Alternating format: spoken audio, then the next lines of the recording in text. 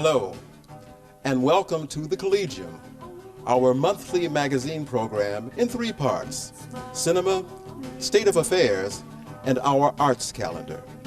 Tonight we begin our program with a recitation by Khadija, Tarjan, McKinney, Griffith, "Twas the Night Before Christmas."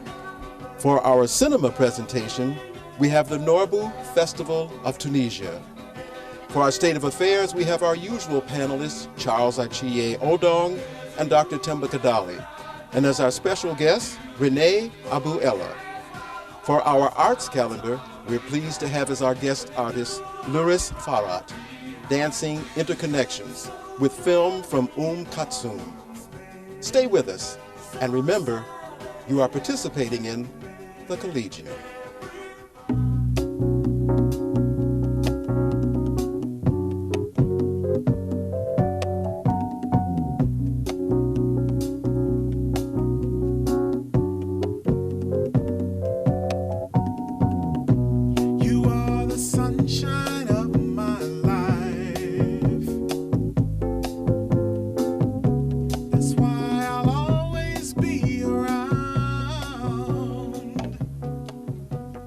Twas the night before Christmas, when all through the house not a creature was stirring, not even a mouse.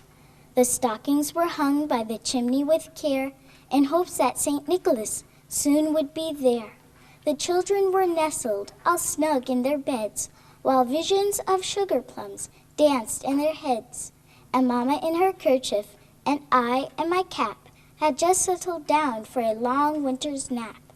When out on the lawn there arose such a clatter, I sprang from my bed to see what was the matter. Away to the window I flew like a flash, tore open the shutters and threw up the sash. When what to my wondering eyes should appear but a miniature sleigh and 8 tiny reindeer. With a little old driver so lively and quick, I knew in a moment it must be St. Nick. More rapid than eagles, his coursers they came.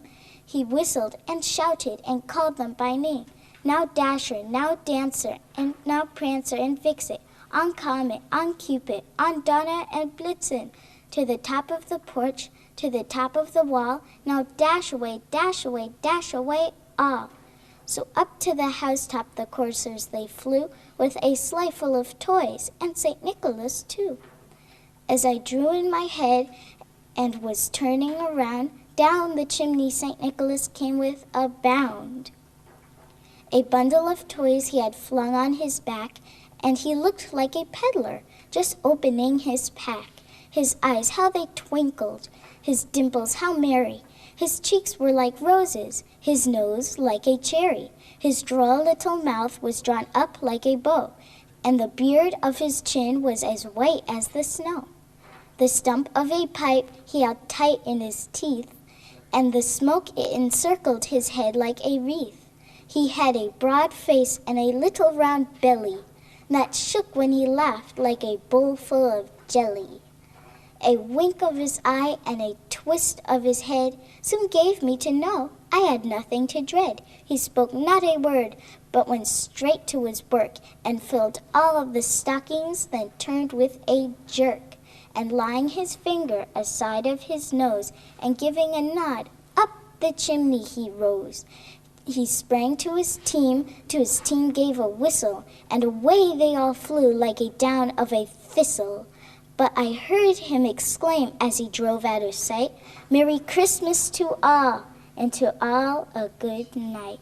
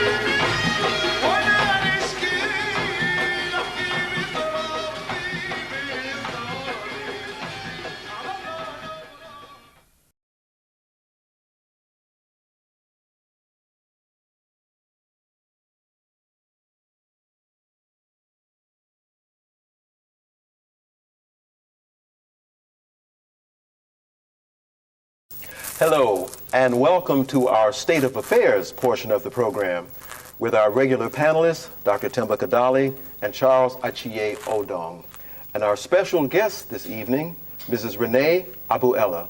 Welcome to the Collegium. We would like to begin the informational flow by asking you to tell us a little bit about your background. Well, I was born in Haifa, Palestine, and I was a little child when we had to leave. We were deported in 1948 when they established the State of Israel. First, my parents with us, 3 small children, and my mother was pregnant, went to Lebanon and then to Baghdad, where my father was working there, and I went to school in Baghdad, Iraq.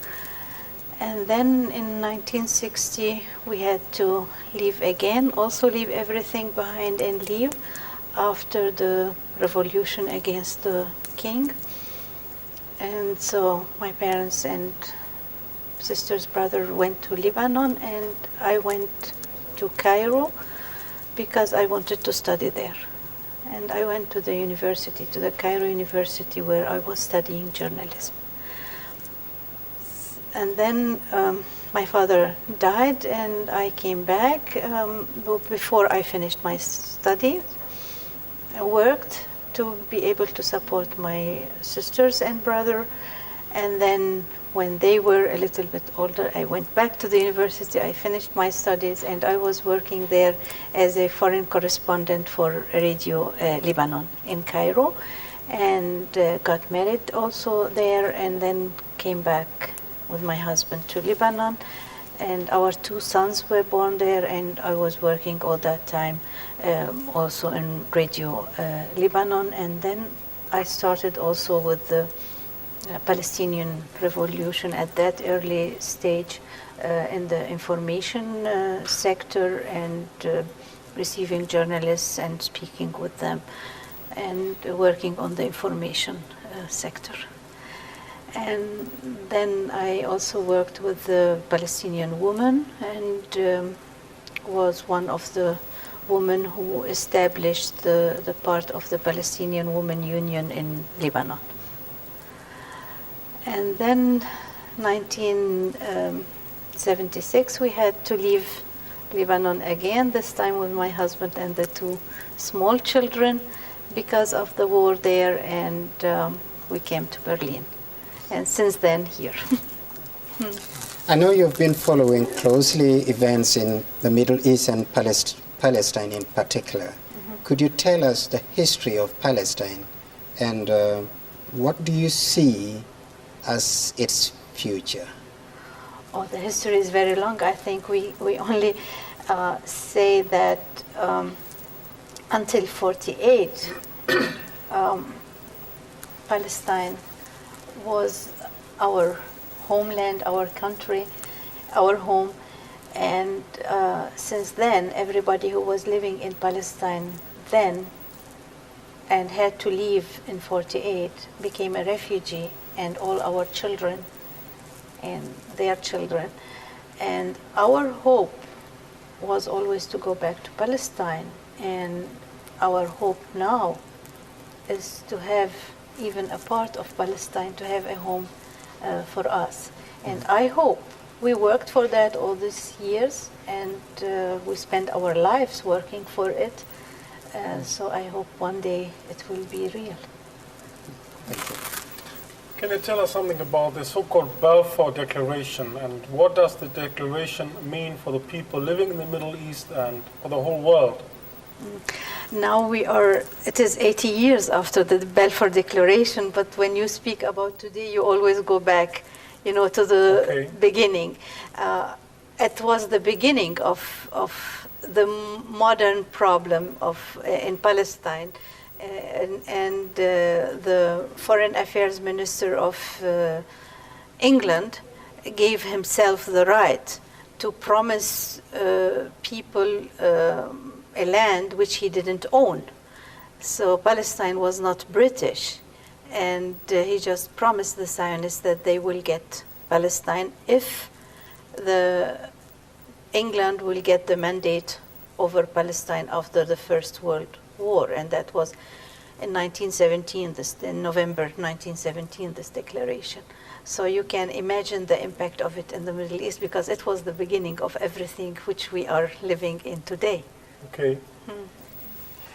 Could you tell us, what is the historic relationship between Arabic and Jewish people? Historically, actually, in our language, in the Arabic language, when we speak and we speak about the Jews, we say our cousins, because we are cousins historically. And the problems are European, and Europe exported its problem with the Jews to us. And even we say solved its problem with the Jews and made us pay the costs for it. So historically, I don't see any problems, and that's why we are sure that in the future too, it will be possible to have peace and live together. You went to Iraq at an early age, began your education there. Please tell us what is the pre-Saddam Hussein era, and what is your analysis of present-day Iraq, and what prognosis do you give for the future? I know it's a big question, but can you say briefly? Because the time I spent in Iraq, it was much longer before Saddam, and I was also a child and a teenager going to school. So it was a nice time for me. I had a lot of friends there, and so I can't, compare with the political situation. And that's why I think the way the West at the moment, especially the United States, is doing with the Arabs, we have to question that before questioning the reactions and before questioning what's happening there. And that's why I think that the people in Iraq are paying a very, very high price for something they didn't deserve. And I think there are many other ways politically to solve problems. And if you look all around the world, the problems are not dealt with on the same level. It depends on the interests of the United States government, how they deal with the problems. So I look for the problems more in Washington than somewhere else, if Baghdad or somewhere else. Could you give us a short overview about the history of Lebanon, and what are the causes for recent and conflicts in the past of that region? I think very, very short and simple. The situation in Lebanon. Lebanon is a very small country. It is 10,500 square kilometer. And in such a small country, there was a lot of differences, economically and socially. And they didn't achieve somehow of, equivalent in the development of the country since the independence in the 40s. And that's why the civil war, which started in 1975 in Lebanon, is a social economical war which took the religion as an instrument. And when you take religion as an instrument, then it becomes very dangerous, especially in our part of the world where the people believe they are believers. They don't need to be extremists, but they are believers, and not every believer is an extremist. But when you are a believer, then it is dangerous to make the religion an instrument. And this is what happened in Lebanon. And I think the Lebanese learned a lot, and I hope that for the future they will have learned, because a lot of blood was shed. So it will be different in the future. At the time being, we hear that they are building Lebanon again, and I hope that they will be building the whole of Lebanon and developing the whole of Lebanon and building an entity so that they will believe in it, and it will be too precious to destroy again. Thank you. What are the historical impacts of President Nasser and subsequently President Anwar Sadat? Nasser came at a moment where the Arabs had their independence, a few years ago in the 40s after the Second World War, each Arab country after each other. And before that, they had over 400 years of Ottoman occupation and then the mandate of the British and the French. So, and the world was developing, the Industrial Revolution in the world was far away, and they found themselves, they have a glorious history, but Middle Ages, Black Ages after that, and now the world is developed and they are staying there, and they had a lot of hope and wanted to do something. And Nasser came. He was the personification of all these hopes, and not only for him, but also not only for the Arabs, but also for the others in Africa and Asia. Good. I think we have to hold it here for one moment. We need to go to break. So stay with us, and remember, you are participating in the Collegium. We'll be right back.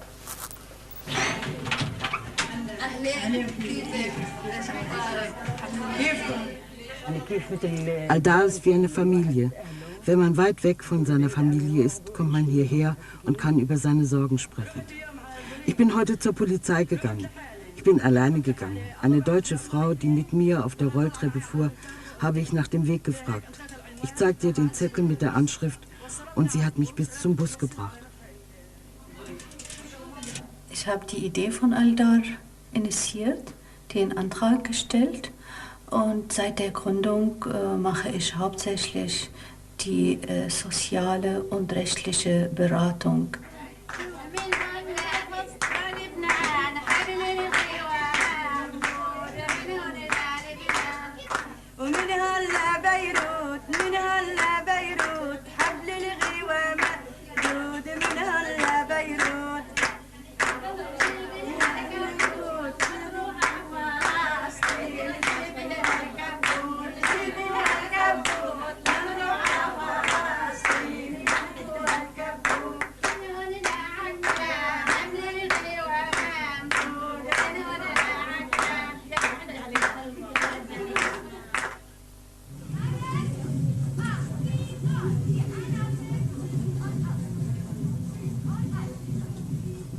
In meiner Freizeit am Wochenende besuche ich Freundinnen oder Freundinnen besuchen mich, oder gehe ich mit den Kindern zum Kino oder zum Sport oder zum Altar, Kaffee trinken und hören, was alles Neues von der arabischen Welt gibt.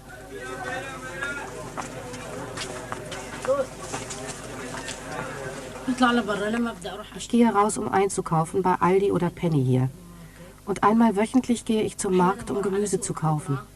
Der Weg ist weit. Ich fahre 1 Stunde hin und 1 Stunde zurück.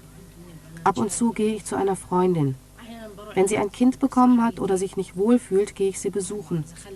Und wenn es Probleme in der Schule gibt, dann gehe ich dorthin, um mich zu erkundigen, was los ist. Ich gehe also nur raus, wenn es einen Grund dafür gibt.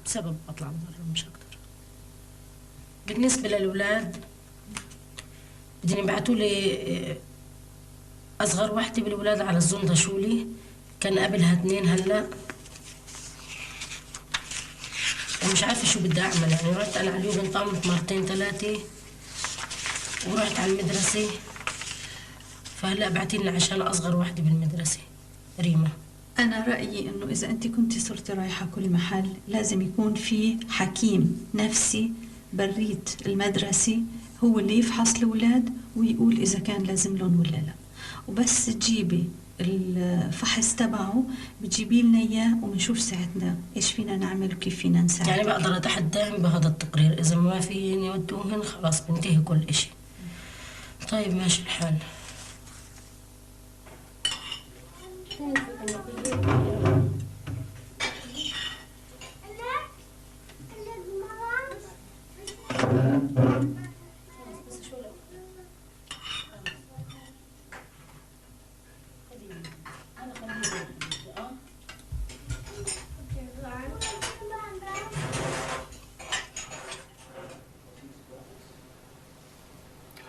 And welcome back to the Collegium. You were telling us about President Nasser and President Sadat. Please continue. So at that moment, Nasser was the symbol of all these hopes, as I said, not only for the Arabs, but also for the Africans and Asians. And when they created this movement, not with the US and not with the Soviet Union, but to be independent in the middle and things like that. So everybody was hoping, was looking forward, was working, and even the art, which was produced at that time, also was showing this hope, and everybody was looking forward. In 1967, it was a very bad moment, and I say always that all of us, all the Arabs, we didn't recover yet from the shock of 67, and we are still having some kind of mass depression. The world was dancing and we were crying, and that's why after that, that was, and then 4 years after that, Nasser died. The step which Sadat took, the problem was the way he did it and the moment he did it. It was presented as if the others were against peace, but everybody else who was against this movement of Sadat was against it because the way he did it and the moment he did it gave everything without getting anything for the Arabs. Maybe he got the Sinai back, but Sinai for Israel was not that important strategically. And if Israel could put Egypt aside, and this is the biggest Arabic country and power, so it would give Sinai back. And so this movement of him divided the powers of the Arabs, and so Israel could then dictate the way it wanted, and that's why the reaction to his movement was not very acceptable, or even everybody was against it in the Arab world. So, and now we are living in the moment where we hoped again we will have peace, and but we are seeing that this hope is being destroyed every moment from the way the Israeli government under Netanyahu is acting. And they speak of peace and land, and now they are speaking peace and security. I mean, who needs security? We need the security. Israel is stronger. Israel has all the security from the United States and other big powerful countries of the time being. We don't have this security. We were deprived from our homes, we were thrown away, and we don't have any homeland, we don't have any home. So if we speak about security, we need the security. And then the word security at the time being, they speak of security, and then when you have some acts of people who are desperate and even kill themselves with the others, they say they don't have security. These acts, you could stop them if you give the people peace. if you give the people future, if you give the people perspectives for the future, you won't have these acts. So security should have been something between countries, and we are not even a state. So how can Israel want security from us if we don't even have the independence? They ask us for something which they themselves couldn't do. They couldn't save their own minister-president, who was killed also in such an act from a Jew. So this is the situation today. And this is also a way from Nasser until today. You know, it was going on step by step. Yeah, talking about present-day politics in particular, and individuals who are playing a remarkable role. I come to this lady, Hannah Ashrawi. Hanan Ashrawi. Yeah. What is her role in politics in particular, and is she not really a powerful role model in the Middle East and also for Arab women? I think that her role is more important for the public opinion outside, you know, in the United States and Europe, because she is representing some different role and picture of the woman, and not the way the people and the media was putting to the Arab woman. Because in Palestine itself and in the other Arabic countries, we have a lot of educated and women who can really, who are ministers and who are playing big roles. So the special role of Hanan Ashrawi came in the moment where they were negotiating, and she could convince the American public opinion better than any other one. Thank you. Timber. What has been and is the relationship of the people of Palestine and Yasser Arafat? He is a symbol.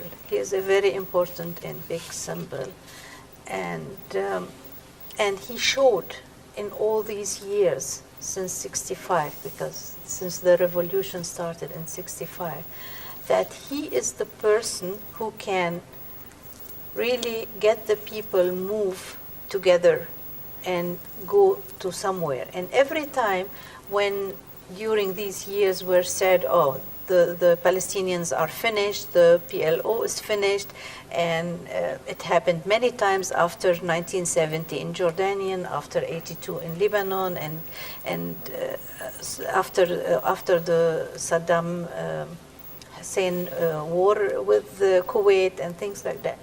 But every time we see that the Palestinians are not finished, and Yasser Arafat is still the leader, and now everybody is welcoming him as a president. A few years ago, the United Nations had to move its assembly to Geneva because the United States didn't give him a visa to enter. And now he is the president. So he is a symbol, and also when he works for the peace, and we believe in this path which he is taking, and I think he is the one who is able to go on this road. There's been a recent convening of the heads of Muslim countries in Iran, and also in the news lately the relationship between Turkey and the EU. What is your response to these developments? Sometimes I am irritated when, again, the religion plays really a role when between the relationships between the European Union and Turkey and the Arab world and other countries. And I think we need to speak more open together and know how it is going to develop, and not let a few people who are really very not for the peace to take a more important role than they are actually supposed to. Well, I've just been informed I think we've run out of time. So stay with us, and we will now proceed to our arts calendar. Thank you.